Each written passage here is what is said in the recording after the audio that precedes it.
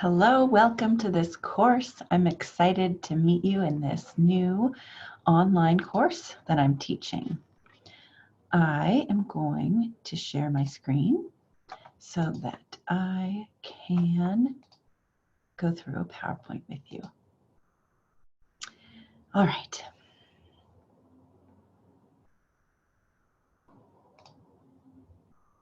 My name's Dawn Alexandra Murray. I have my bachelor's degree in biology, my master's in marine science, and my PhD in ocean science.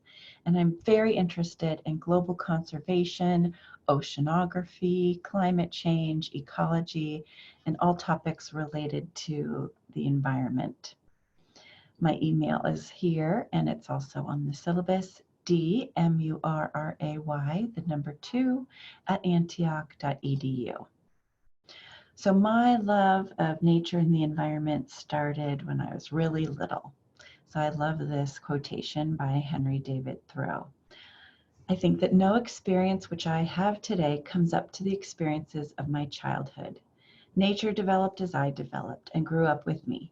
In youth, before I lost many of my senses, I can remember that I was all alive. This earth was the most glorious musical instrument, and I was audience to its strings. The morning and the evening were sweet to me, and I led a life aloof from society. In wildness is the preservation of the world. While I haven't lived my life in seclusion or aloof from society, I will have to say that in nature and in the wild is where I feel rejuvenated and excited and motivated and recharged. So, I did my master's degree studying deep sea jellyfish that live way down here in this mesopelagic zone. So that's between 2,000 and 1,000 meters deep, or 650 plus feet.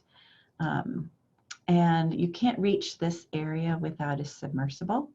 So I used these submersibles at the Monterey Bay Aquarium Research Institute and studied these creatures that live down here, and was able to basically say that they live in certain habitats that are very similar to habitats that we have on land, in that it's different water masses are in this kind of ocean area that don't exist anywhere else, deeper or shallower. And so they can only live in a very specific habitat. So that's what I did for my master's degree. I never made it down to the abyssopelagic or the hadopelagic, but that's all right by me. I loved these creatures because they're very bioluminescent. So that means they can light up. And they do this for many reasons. One of them is to communicate between different species. We think it's maybe getting rid of a predator, getting around a predator. Another is a burglar alarm theory, which means that when they're touched, they start making colors and lights go all around them, which is really fun to see. Maybe they use it to find food and mates. Maybe they're just using it as light in the way of darkness. We actually really don't know. These are some of the theories. But what's fun about studying organisms down here is that there's a lot that we still have yet to determine. For my PhD work, I moved to the intertidal zone. So this is the zone where the air, land, and sea all meet. And there's a really high diversity of species here.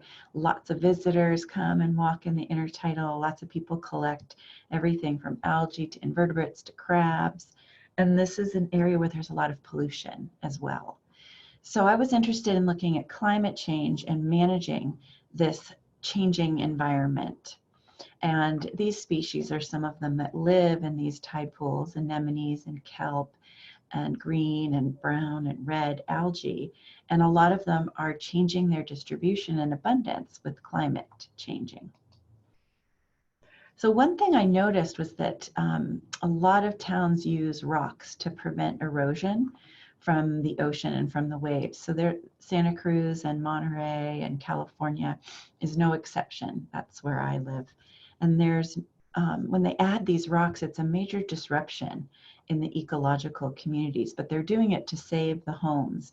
So it's a very calculated plan to stop the waves from hitting and eroding the coastline.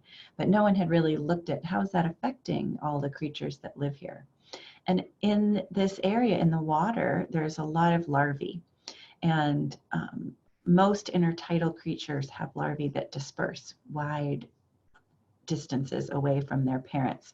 So this is a snail larvae, and the parents exude sperm and egg, and the larvae kind of start developing in the water column and float around for months or weeks until they find a good place to settle down, and then they start growing. So here we have a sea cucumber and a crab larvae and a whole bunch of different larvae.